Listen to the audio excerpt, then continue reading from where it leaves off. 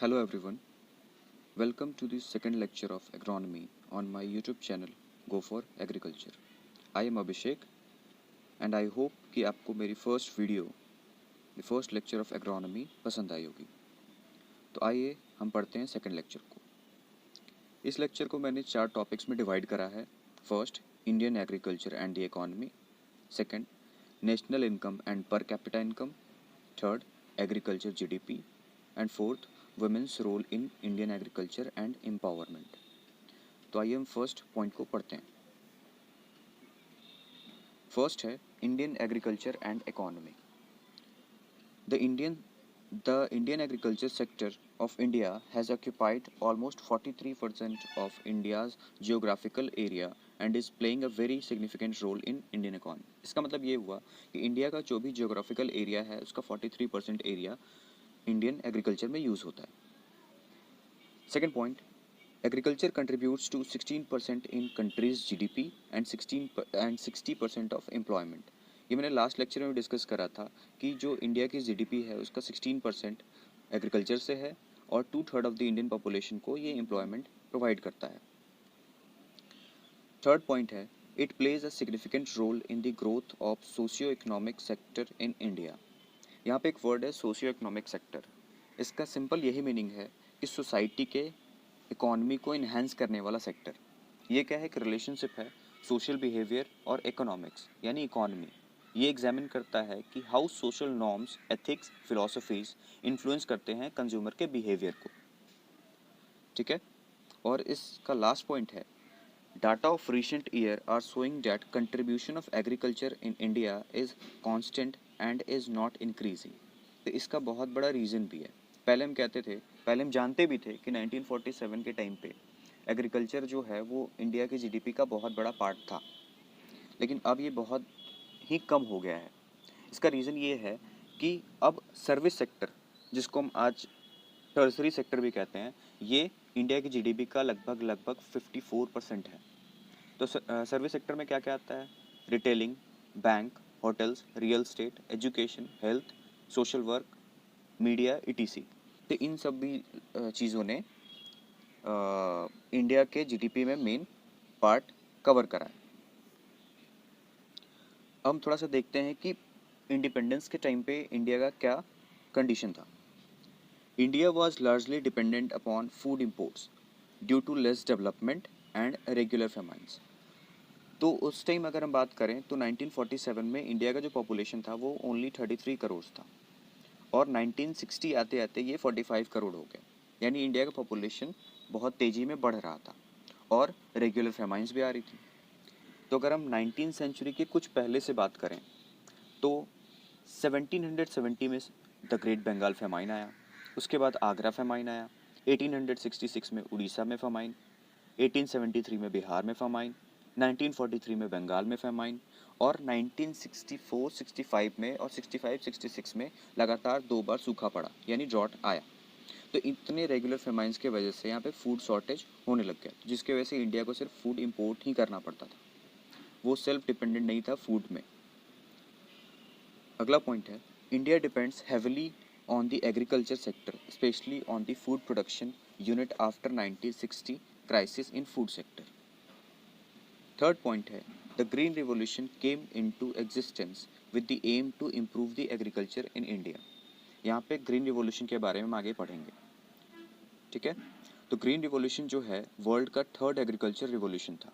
तो यहाँ पे हम फर्स्ट और सेकंड एग्रीकल्चर रिवॉल्यूशन के बारे में जान लेते हैं। जो फर्स्ट एग्रीकल्चर रिवॉल्यूशन हुआ था वर्ल्ड में वो नियोलिथिक रिवॉल्यूशन कहते हैं और इसमें ह्यूमन सिविलाइजेशन जो है हंटिंग से फार्मिंग की तरफ शिफ्ट हुआ था। सेकेंड एग्रीकल्चर रिवॉल्यूशन हुआ था ब्रिटिश एग्रीकल्चर रिवॉल्यूशन, जो कि मिड 17 से लेट 19 सेंचुरी तक चला था। ठीक है, और थर्ड जो है वो है ग्रीन रिवॉल्यूशन, जो कि वर्ल्ड में हुआ था, जिसके फादर नॉर्मन बोरलॉग थे और इंडियन फादर MS स्वामीनाथन थे। इंडिया में ये ग्रीन रिवॉल्यूशन 1965 के अराउंड स्टार्ट हुआ और वर्ल्ड में 1960s में ही यानी 61, 62 से ये स्टार्ट हो गया था। तो बहुत लोग पूछते हैं, बहुत लोग को ये है कि MS स्वामीनाथन अभी हैं या नहीं है। तो MS स्वामीनाथन हैं अभी भी और वो MP रह चुके हैं राज्यसभा से 2007 से 2013 तक। इन्होंने अपना ग्रेजुएशन यानी बीएससी यूनिवर्सिटी ऑफ केरला से कंप्लीट करा है, एमएससी यूनिवर्सिटी ऑफ मद्रास से और पीएचडी यूनिवर्सिटी ऑफ कैम्ब्रिज से। और एक मैंने विकिपीडिया की क्लिप यहाँ ऐड करी है जिसमें वो 2 रेगुलर फेमाइंस के बारे में बताया गया है। इन 1964 to 1965 and 1965 to 1966, India experienced 2 severe droughts which lead to the food shortage and famines among the country's growing population. ठीक है, अगला स्लाइड है। Under the premiership of Congress leader Lal Bahadur Shastri, the Green Revolution within India commenced in 1965, जैसे कि मैंने बताया। अब हम जानते हैं कि ग्रीन रिवॉल्यूशन के पॉजिटिव इम्पैक्ट्स क्या क्या हुए इंडिया में। पहला, acquiring more agriculture area for cultivation purposes. Second, expanding of irrigation facilities. Third, use of improved and advanced high yielding variety seeds. Fourth, implementing better techniques that emerged from agricultural research. Fifth, water management. Sixth, plant protection activities through prudent use of fertilizer and pesticides. ठीक है, इन सब point में यही चीज़ है कि हमने बस उस चीज़ को अप्लाई कर दिया जिससे हमारा फूड प्रोडक्शन बढ़ता जा रहा था। हमने नेगेटिव इम्पैक्ट्स को उस टाइम पे नहीं देखा है। ठीक है, अगला पॉइंट है, this all lead to the alarming rise in the wheat and rice production, especially in the state of Punjab, Haryana and Uttar Pradesh. तो हम अब देखते हैं थोड़ा सा वीट प्रोडक्शन में क्या हुआ। तो वीट का जो प्रोडक्शन बढ़ा है वो क्यों बढ़ा था? सेमी ड्वार्फ वैरायटी जो वीट की थी वो इंट्रोड्यूस हुआ, rust resistance variety of wheat वो इंट्रोड्यूस हुआ, और जो प्रोडक्शन था वो 850 केजी पर हेक्टेयर से 2280 पर केजी पर हेक्टेयर ये प्रोडक्शन होने लगा। इसके सक्सेसफुल होने पे इंडिया में नेशनल पल्स डेवलपमेंट प्रोग्राम जो कि 13 स्टेट को कवर करता था वो 1986 में स्टार्ट किया गया, जिसको हमने वीट और राइस के प्रोडक्शन की तरह ही बढ़ाने के लिए स्टार्ट किया था। इसके जैसे सक्सेसफुल होने के बाद हमने मिशन ऑन ऑयल सीड्स भी स्टार्ट करा 1986 में ही, जिसमें हमने बाद में पल्स को भी ऐड कर दिया। उसके बाद न्यू सीड पॉलिसी को हमने प्लान करा which provide entry to superior quality seeds and plant material for fruit and vegetable production. और अगला पॉइंट है, Indian government also set up Ministry of Food Processing Industry to stimulate the agriculture sector of Indian economy. ठीक है, हमारा second topic है national income and per capita income. तो इसमें हम देख रहे हैं नेशनल इनकम। तो नेशनल इनकम का मतलब क्या होता है? Total money earn within a country, मतलब money value of all the products जो कि एक कंट्री में प्रोड्यूस हुआ है। ठीक है, तो नेशनल इनकम को पढ़ना क्यों जरूरी है? National income is important because of the following reasons. पहला, to see the economic development of the country. दूसरा, to access the development objective. Third, to know the contribution of various sectors to the national income. ये 3 easy points हैं, ये समझ में आ गई होंगी। अगला हमारा पॉइंट है, economy is directly proportionate to the amount of goods and services produced in an economy. इसका मतलब ये हुआ कि हमारा इकोनॉमी जो है वो डायरेक्टली प्रोपोर्शनल है कि हम जितना गुड्स एंड सर्विसेज हम बनाएंगे उतना ज़्यादा हमारा इकोनॉमी बढ़ेगा। ठीक है, measuring of national income is important to plan the future course of the economy and it also indicates people standard of living. ठीक है, जो इनकम है, नेशनल इनकम है, इसको हम मेज़र करते हैं बहुत सारे टर्म्स में, जैसे gross national product GNP, gross domestic product GDP, gross national income GNI, net national product NNP and net national income NNI. इसमें से मेन 3 पॉइंट्स पे फोकस करेंगे, जीडीपी, जीएनपी और जीएनआई। तो जीडीपी क्या है? वो नेशनल इनकम ही है, लेकिन मान लो जैसे हमारे यहाँ हमारे देश में बहुत सारी बाहर की भी कंपनीज़ हैं, तो वो कंपनीज़ यहाँ पे अगर इंडिया में है तो वो इंडिया को प्रॉफिट दे रही हैं, तो वो सारी जो प्रॉफिट है वो एक साल में हम कवर करेंगे अपने कंट्री के इनकम में। ठीक है, मतलब कहने का है कि जीडीपी के अंदर टोटल नेशनल इनकम को हम काउंट करते हैं, चाहे वो कंपनी हमारे यहाँ की हो या फिर बाहर की हो जो हमारे यहाँ स्टैब्लिश्ड है। ठीक है, हमारी कंपनी जो यहाँ है यहाँ की है और बाहर की कंट्री में कितना इनकम कर रही है वो यहाँ पे काउंट नहीं होता है। ठीक है। अगला है जीएनपी। जीएनपी है GDP plus net property income from abroad. मतलब जीडीपी तो हमने बात समझा। जीएनपी में क्या होता है कि जो हमारा इनकम हुआ उसमें हमारी बाहर जो कंपनीज हैं इंडिया की, वो जितना कमाई कर रही हैं वो इंडिया के इनकम में जोड़ा जाएगा, वो हमारा जीएनपी बनाएगा। और लास्ट है जीएनआई। तो जीएनआई क्या है? जो जीएनपी है उसका मनी वैल्यू, मतलब जो मनी हमारा आएगा जीएनपी से, जो इनकम आएगा उसको हम लोग जीएनआई बोलते हैं। ठीक है। अगला स्लाइड है। इसमें मैंने एक क्लिप ऐड करा है जो डिफरेंस बता रहा है जीडीपी, जीएनपी और जीएनआई, जो मैंने बता दिया है। अब इसको देख लीजिएगा। अगला हमारा पॉइंट है पर कैपिटा इनकम। तो पर कैपिटा इनकम का मतलब क्या है? It is the measure of average income earn per person in a given area in a specified year. मतलब पर कैपिटा इनकम हमारा पर साल निकाला जाता है, एक साल में निकाला जाता है। It is calculated by dividing areas total income by it's total population. मतलब पर कैपिटा इनकम निकालना है तो एक स्पेसिफाइड एरिया ले लो, उसमें उससे जो हमारा टोटल इनकम आया और वहाँ की टोटल पॉपुलेशन है उनमें डिवाइड कर दो, वो हमारा वहाँ पे पर कैपिटा इनकम निकल जाएगा। तो हमारा नेशनल पर कैपिटा इनकम कैसे निकलता है? Income of national by population size. इसको हम डिवाइड कर देते हैं तो हमारा पर कैपिटा इनकम नेशनल निकल जाता है। यहाँ पे मैंने एक चार्ट ऐड करा है, टेबल है, जिसमें हमने 1980 से लेके 2010 तक के एग्रीकल्चर पर कैपिटा इनकम को दिखाया है। हमें इस वैल्यू से मतलब नहीं है, हम ध्यान देंगे लास्ट के कॉलम में परसेंटेज पे। 56%, फिर 48%, 42%, 32%। जो हमारा एग्रीकल्चर पर कैपिटा इनकम है वो रेगुलरली डाउन हुआ है। इसका मतलब क्या है? जो हमारा एग्रीकल्चर सेक्टर है उसका इनकम जो है वो डाउन होता चला गया है। क्यों? यहाँ प्रोडक्शन नहीं हो रहा है? नहीं, इसका रीज़न ये है कि हमारा जो इनकम है वो इसलिए नहीं बढ़ रहा है क्योंकि लोग जो हैं अदर सेक्टर में ज़्यादा कंट्रीब्यूट कर रहे हैं, जैसे मैंने बताया था सर्विस सेक्टर। ठीक है। The per capita income of the agriculture sector declines to 1/3 of the national per capita income during the recent years. ठीक है। थर्ड पॉइंट है हमारा एग्रीकल्चर जीडीपी, जिसके बारे में हमने डिटेल पिछले लेक्चर में बात करा है और यहाँ पे मैं एक टेबल के बारे में डिस्कस कर देता हूँ।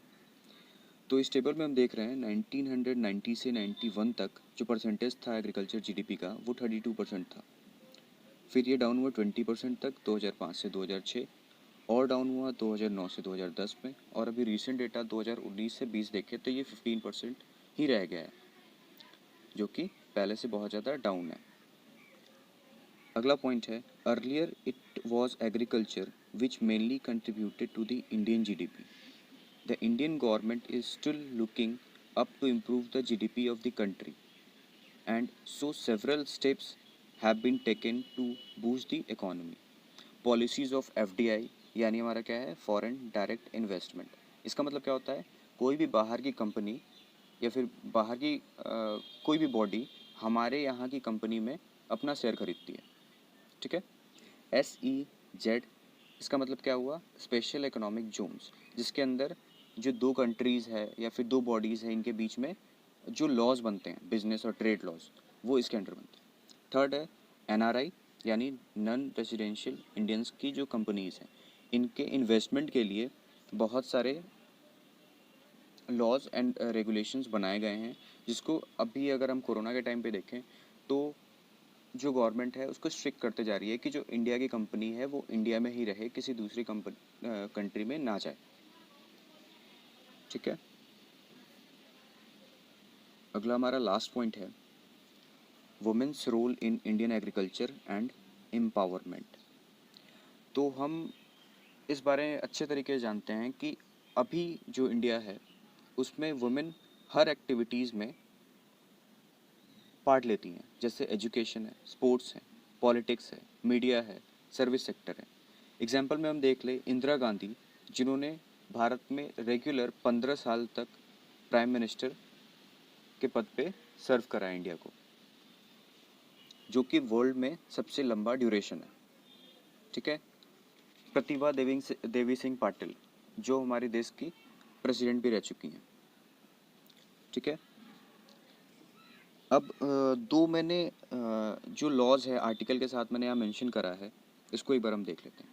The constitution of India guarantees to all the Indian women equality, comma, no discrimination by the state, equality of opportunity, and equal pay for equal work. ठीक है। Second point, in addition, it allows special provision to be made by the state in favor of women and children. It re-announces practices derogatory to the dignity of women and also allows for provisions to be made by the state for securing just the human conditions of work and for maternity relief. ये चीज़ें ऐसी हैं कि हम लोगों को जल्दी समझ में नहीं आती, इसीलिए इसका मैंने हिंदी ट्रांसलेशन भी दे रखा है सेकंड पॉइंट का। इसका मतलब ये था, इसके अलावा यह महिलाओं और बच्चों के पक्ष में राज्य द्वारा विशेष प्रावधान बनाने की अनुमति देता है, महिलाओं की गरिमा के लिए अपमानजनक प्रथाओं का त्याग करता है और इसके लिए भी अनुमति देता है कि राज्य द्वारा काम के उचित और मानवीय स्थितियों को सुरक्षित रखने और मातृत्व राहत के लिए प्रावधान किए जाएंगे। ठीक है। तो इंडिया में ये चीज़ तो अभी हम देखते हैं, ये स्टार्ट कब हुआ। The feminist activism in India picked momentum later 1970। इसमें क्या हुआ था, उस टाइम क्या माना जाता था कि अल्कोहलिज्म जो है वो रिलेटेड है वायलेंस अगेंस्ट वुमेन से। ठीक है। तो इसीलिए बहुत सारी जो महिलाओं का ग्रुप है उन्होंने anti liquor campaign Arunachal Pradesh, Haryana, Himachal में स्टार्ट करा। बहुत सारी मुस्लिम लेडीज़ ने शरीयत लॉज और ट्रिपल तलाक सिस्टम के अगेंस्ट भी उस टाइम कैंपेन स्टार्ट करा। Women empowerment would become more relevant when women is educated. मतलब उस टाइम ये चीज़ें समझ में आने लग गई थी कि जब तक हम वुमेन को एजुकेट नहीं करेंगे तब तक ये हमारा प्रॉपर वुमेन एजुकेशन या फिर वुमेन एम्पावरमेंट नहीं होगा। तो इसके लिए गवर्नमेंट ने क्या करा, self help group and NGOs such as self employed women association बनाया। Second, the government of India declared 2001 as the year of women's empowerment, Swashakti जिसको हम कहते हैं। The national policy for empowerment of women, जिसको 2001 में पास किया गया। इन 2010 March 9, one day after International Women's Day, Rajya Sabha passed Women Reservation Bill, ensuring 33% reservation to women in Parliament and state legislative bodies. ठीक है। तो ये था पूरा लेक्चर। किसी को भी इस लेक्चर के बारे में कोई भी प्रॉब्लम हो, वो मुझे इंस्टाग्राम पे वीडियो लिंक के साथ क्वेश्चन भेज सकता है। Till then stay tune. Thank you. और किसी को भी इस लेक्चर की स्लाइड चाहिए तो वो नीचे दिए गए लिंक पे जाकर डाउनलोड कर सकते हैं।